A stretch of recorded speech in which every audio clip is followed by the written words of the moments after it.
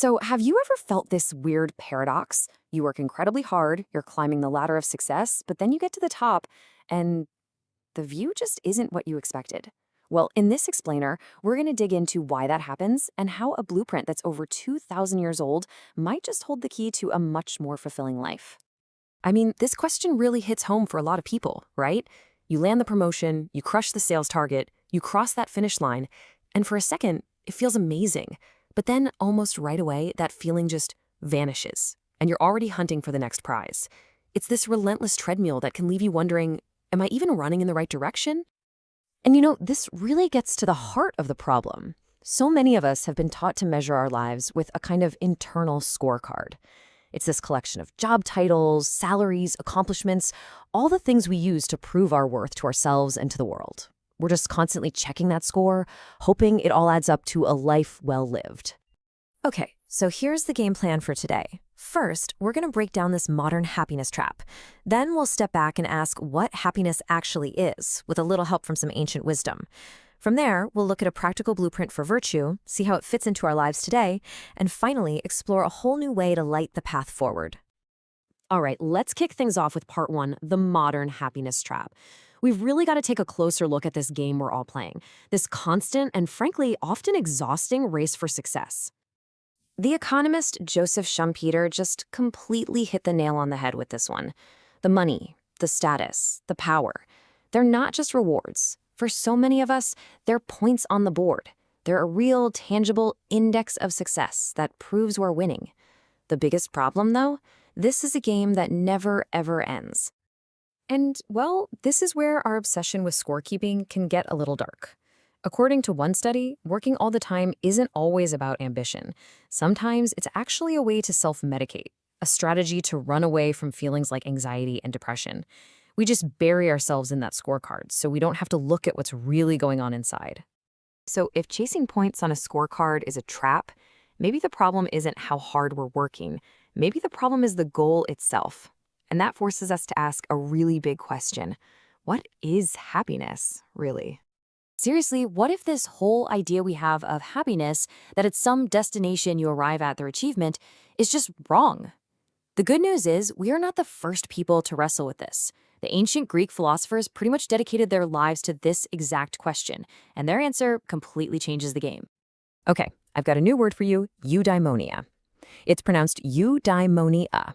Now, Aristotle used this word, but he didn't mean that temporary feeling of pleasure you get from a good meal. He meant something much deeper, human flourishing. And here is the absolute key. It is not something you get. It is something you do. It's the activity of living a good and virtuous life. And when you put these two ideas side by side, the difference is just wow. Our modern idea of happiness, it's all external. It depends on getting things. Aristotle's idea, it's internal. It depends on your actions and your character. One is a destination you're trying to reach. The other is the way you travel. One is measured by a scorecard. The other is measured by the person you're becoming. Now, flourishing through virtuous activities sounds amazing, I get it, but it's also a little vague. Like, how do you actually do that? Well, that brings us to part three, a blueprint for virtue, and this is where it gets really practical. I mean, Aristotle makes it super clear right here in his own words. Happiness is an action verb. It's the sum of all your choices, your habits, your conduct. You don't just find happiness, you live it. You build it, moment by moment, with your actions in the world. So how do you act virtuously? Well, this is where Aristotle's genius really shines. He said virtue isn't about being perfect. It's about finding what he called a golden mean.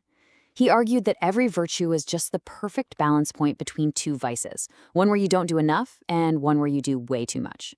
And finding that balance isn't something you're born with. It's a skill you have to practice, kind of like learning to play the guitar.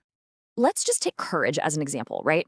Courage isn't having zero fear. That's actually rashness, which is a vice of excess. And it's not being paralyzed by fear. That's cowardice, a vice of deficiency.